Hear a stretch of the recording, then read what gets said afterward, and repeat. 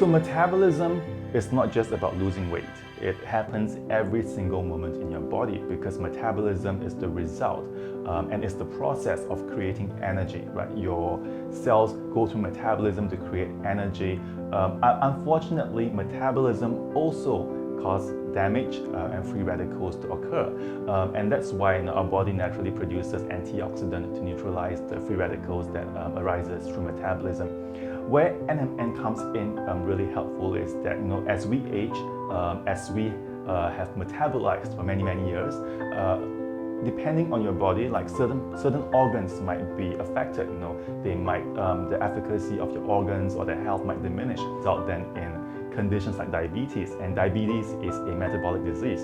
So where NMN comes in is that as you age, your levels of NAD+ decreases, and this decrease then results in less energy and ATP. When ATP is decreased, it also reduces the amount of antioxidant your body can produce naturally. So NMN comes in by increasing NAD+ levels to the optimum level, and so your body performs effectively and productively as a whole, and therefore then your body can sustain and support metabolism just as like you would when you were like a teenager.